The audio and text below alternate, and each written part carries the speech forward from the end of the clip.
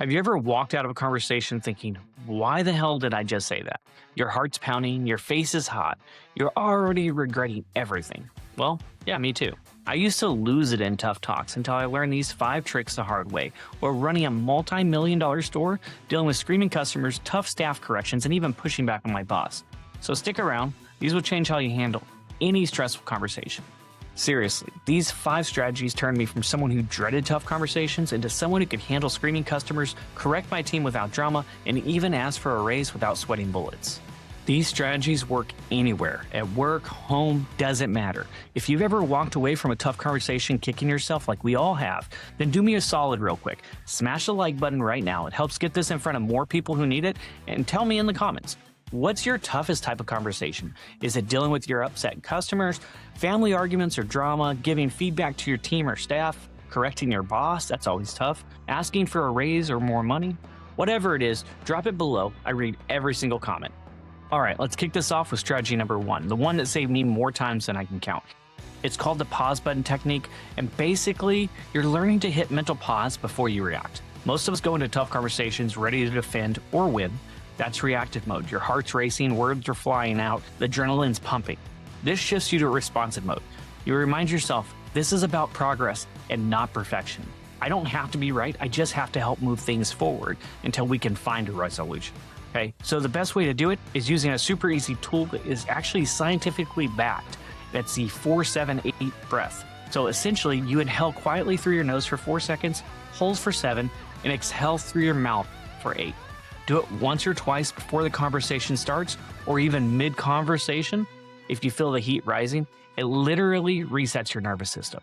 See, back when I was running the store, I'd get guests who were straight up just yelling, cussing, all of the above, for wrong orders, long waits, whatever. It doesn't matter. But instead of jumping in to defend the situation or myself or the store, I'd pause, I'd do the breath in my head, and then say something like, I totally get why this is frustrating. Let's fix it right now.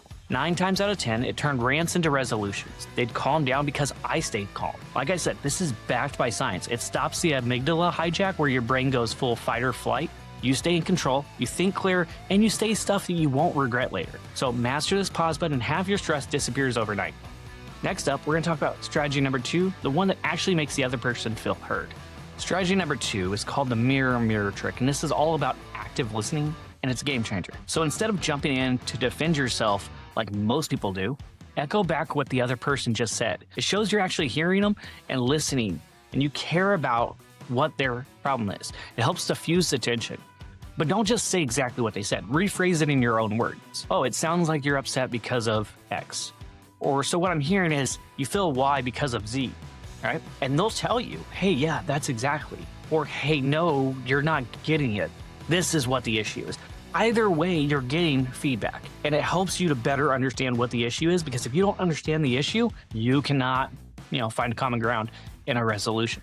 See, when a staff member was slipping on performance, I would ask them like, hey, why is this happening? This is what I'm seeing from my perspective. Oh, you're saying the workload feels overwhelming lately. See, now they're opening up instead of getting defensive. It turned tough corrections into real conversations. And sometimes, hey, what the restaurant was doing, all right, was the issue. And we can sit there and help bridge that gap by making their job a little bit easier. Extra pro tip, ditch the word but. It invalidates whatever they said, and it puts people back into the defensive mode. So instead, use and. I hear you on that, and here's my side. Or and this is why. It keeps it collaborative, it builds trust quick. Do this right, and the other person calms down quickly because they finally feel heard. Strategy number 3 is coming up. It's how to set boundaries without making things worse. All right, strategy number 3 is a timeout signal, and this is your fail-safe. This is about setting boundaries without making things worse. See, we're all human and we do get emotional sometimes and things can get out of hand. Knowing your limits is important. If the conversation's getting too heated, it's okay to pause it.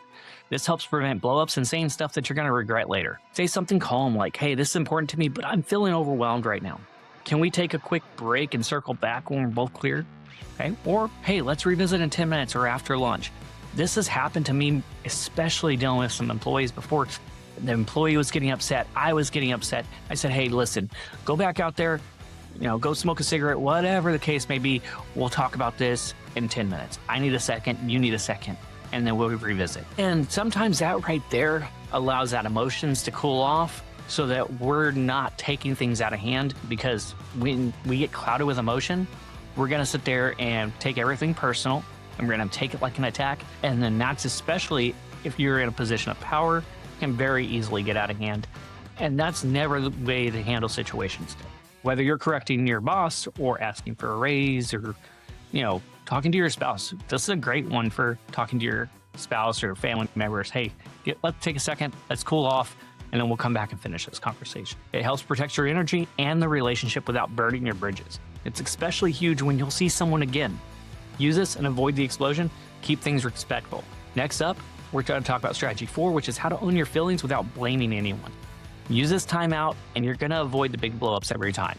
So real quick, if you're loving these practical strategies and want more like it, I've got a free community over on School where we're diving deeper into stuff like this, handling tough conversations, beating burnout, making better decisions, all real world stuff that you can use every day. No filler, no fluff, just people actually sharing what works. Plus extra templates and live Q&As. It's totally free to join. Links in the description below and in my bio. Come say hi if you want to keep leveling up with a group that actually gets it.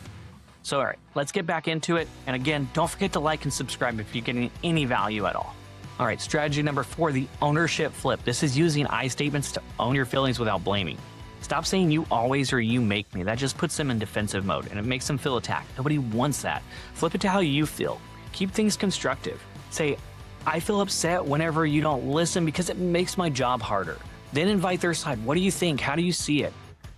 When asking for a raise, instead of saying, hey, you're underpaying me, say something like, I feel like my contributions over the last year have helped us hit our numbers, has grown our sales, kept the labor low, and it warrants a salary bump. What are your thoughts? It opens a real dialogue with no defensiveness, and it has actually worked more than once. So it takes the blame off them, helps them lower their guards, and turns your confrontation into collaboration. They're way more likely to listen to you when they're not being attacked. This one shift makes tough talks feel less like fights and more like team efforts. So the last one, strategy number 5, the post-game review that makes you better every time.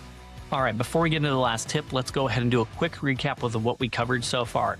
Number 1 is the pause button with braving, the 4-7-8. That helps you, beat that fight or flight and overcome all that adrenaline rush that's coming through.